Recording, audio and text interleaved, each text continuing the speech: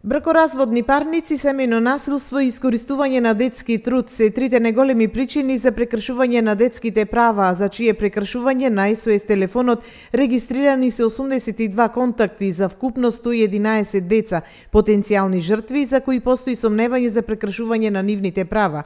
Ова се вели во годишниот извештај за 2016 година на првата детска амбасада во светот Меѓаши. Основа на информациите кои што ги имаме добиено за можни прекршувања на детските права, бројот на деца кои што се опфатени во овие случаи се вкупно 111 деца.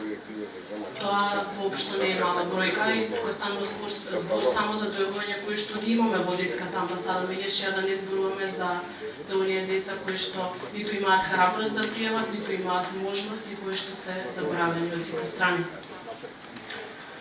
Податоците говорат дека прекршувањето на правата на детето при бракоразводна постапка е еден од најголемите проблеми кои што се соочуваат деца, како што нагласи веќе и господинот Смејанец.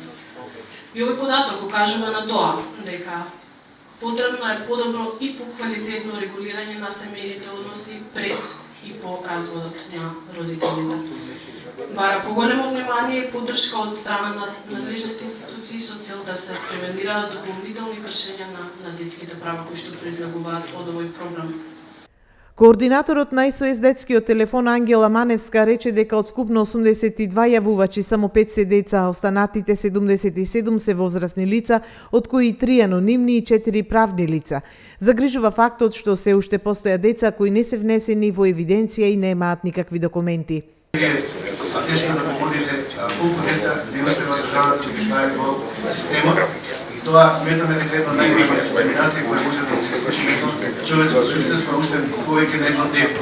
Да не постои во евиденција на родените во Република Македонија. Тоа може да биде киднапирано, грабнато, силувано, проституирано, неговите органи да бидат продадени на пазарот и едноставно да исчезне од Република Македонија никој да не го евидентира.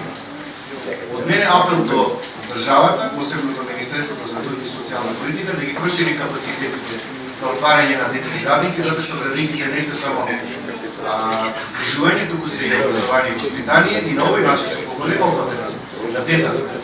Без услов да нивните родители мора да бидат работени, сметаме дека ќе направиме еден голем чекор во нивно вклучување во задолжителниот основно образование, на понатаму и средното училиште.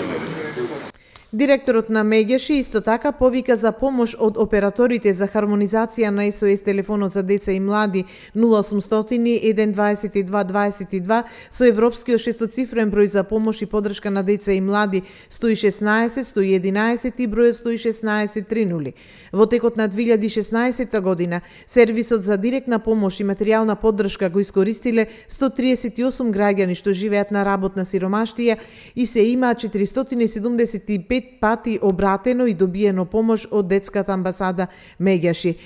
СОС телефонот за деца и млади функционира 23 години и досега на него се регистрирани вкупно 20.537 повици, информираат од првата детска амбасада во светот Меѓаши.